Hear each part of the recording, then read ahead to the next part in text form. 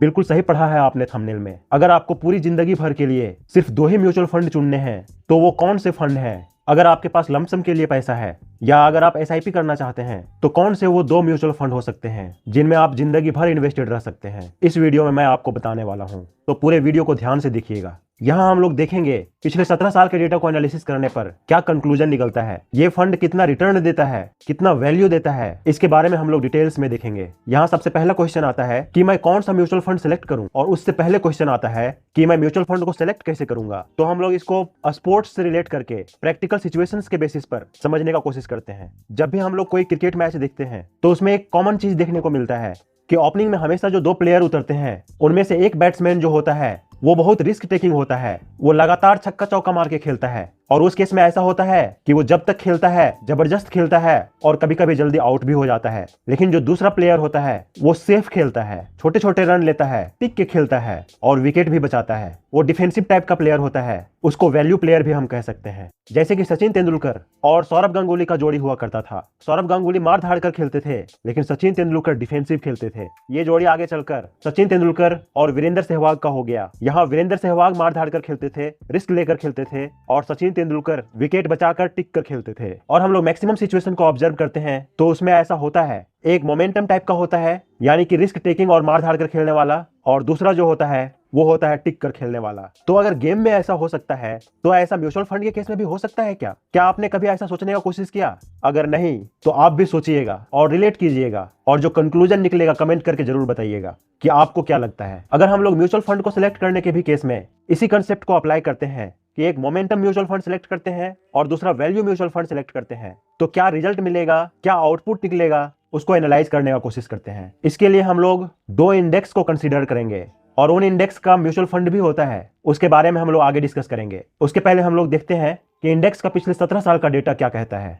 तो यहाँ पर हम लोग इंडेक्स ले रहे हैं निफ्टी 200 मोमेंटम 30 टीआरआई इंडेक्स और दूसरा निफ्टी 500 वैल्यू 50 टीआरआई। तो इसके डेटा को एनालाइज करने पर कॉमन सिचुएशन नजर आता है, जैसा कि गेम के केस में होता है कि जो मोमेंटम कैप्चर करता है उसके रिटर्न में भी बहुत ज्यादा उतार चढ़ाव होता है, वोलेटिलिटी रहता है। लेकिन जो वैल्यू इंडेक्स है वो डिफेंसिव टाइप का रिटर्न देता है, उसमें उतार चढ़ाव कम होता है। और दोनों को देखें तो मोमेंटम वाला लॉन्ग टर्म में रिटर्न बहुत अच्छा देता है और डिफेंसिव वाला थोड़ा कम रिटर्न देता है लेकिन प्रोटेक्शन का काम करता है। प्रॉपर डेटा को देखेंगे तो पिछले 17 साल में निफ्टी 200 मोमेंटम 30 टीआरआई और निफ्टी 500 वैल्यू 50 टीआरआई, इन दोनों को कंपेयर करेंगे तो मोमेंटम वाले का मैक्सिमम रिटर्न 29% है और वैल्यू वाले का मैक्सिमम रिटर्न 57% है। और मिनिमम रिटर्न की बात करें तो मोमेंटम वाले की -27% है और वैल्यू वाले की -26% है।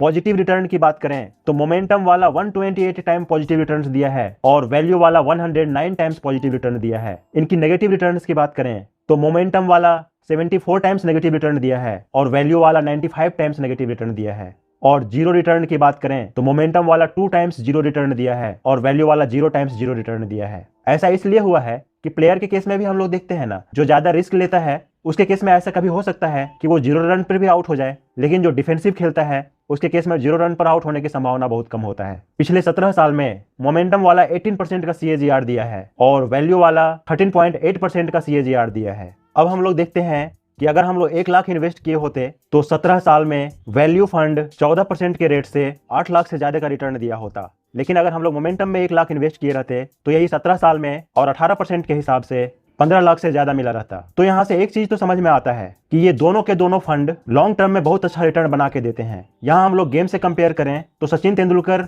और वीरेंद्र सहवाग को अलग से ढूंढने का जरूरत नहीं है, ये इंडेक्स हमें ऑटोमेटिकली करके देंगे, क्योंकि मोमेंटम फंड में टॉप के मोमेंटम फंड में इन्वेस्ट होता है और वैल्यू फंड में टॉप के वैल्यू फंड्स में इन्वेस्ट होता है। तो यहाँ हम लोग अपने रिस्क एपेटाइट, टाइम होराइजन और गोल को ध्यान में रखते हुए इन्वेस्ट करें तो हम लोग लंबे समय के लिए इन्वेस्टेड रह सकते हैं और बहुत अच्छा रिटर्न जनरेट कर सकते हैं। इसके लिए हम लोग पार्टिकुलर फंड एग्जांपल के तौर पर देखें तो वो UTI Nifty 500 value 50 index fund हो सकता है और ये direct plan and growth plan है। इसका फंड साइज 494 करोड़ से ज्यादा का है और एक्सपेंस रेशियो 0.56% है। और हम लोग इसमें निफ्टी 500 वैल्यू 50 टीआरआई और इस स्कीम का रिटर्न देखें तो इंडेक्स के केस में 40.05% है और इस फंड के केस में 39.64% है।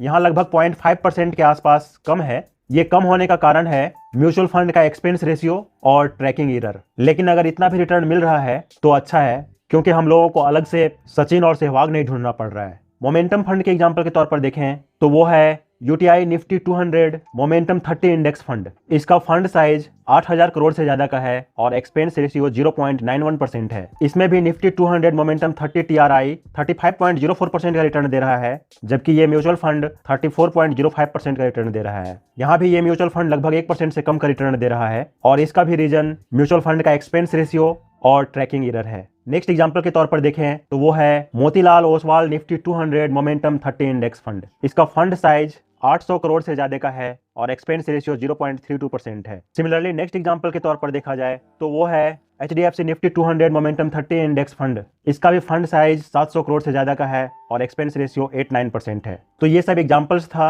आप अपने सूझबूझ से किसी भी AMC का म्यूचुअल फंड सेलेक्ट कर सकते हैं और उसमें अपने रिस्क, टाइम होराइजन और गोल के हिसाब से इन्वेस्टमेंट कर सकते हैं। यहाँ मोमेंटम फंड अच्छा रिटर्न देगा और वैल्यू फंड प्रोटेक्शन का काम करेगा और यहाँ से आप और भी ज्यादा रिटर्न जनरेट कर सकते हैं। अगर आप दोनों फंड में अपने लमसम अमाउंट का 50-50% ना इन्वेस्ट करके इस परसेंटेज को 25-75 या 20-80 के रेशियो में रख के आप और भी ज्यादा रिटर्न जनरेट कर सकते हैं। और इसका डिसीजन आपको खुद से अपने रिस्क टेकिंग कैपेसिटी, आपके टाइम होराइजन और आपके गोल के हिसाब से सेलेक्ट करना चाहिए। तो यहाँ से आपको ये बहुत अच्छा से समझ में आ गया होगा कि अगर आप मोमेंटम फंड और वैल्यू फंड में अपने कैपेसिटी के हिसाब से प्रॉपर परसेंटेज में इन्वेस्ट करेंगे तो आप लॉन्ग टर्म में यानी कि 10-15 साल में या उससे ज़्यादा में बहुत अच्छा रिटर्न जनरेट कर सकते हैं और आप मोमेंटम और वैल्यू फंड में लॉन्ग टर्म के लिए इन्वेस्टेड रह सकते हैं। अगर आपके दिमाग में कुछ क्वेश्चन चल रहा है या फिर कुछ फीडबैक है तो आप कमेंट करके पूछ सकते हैं। और ये वीडियो देखने के बाद आपके लाइफ में कुछ वैल्यू ऐड हुआ है, आपको कुछ सीखने को मिला है, तो प्लीज चैनल को शेयर, सब्सक्राइब एंड लाइक जरूर कीजिएगा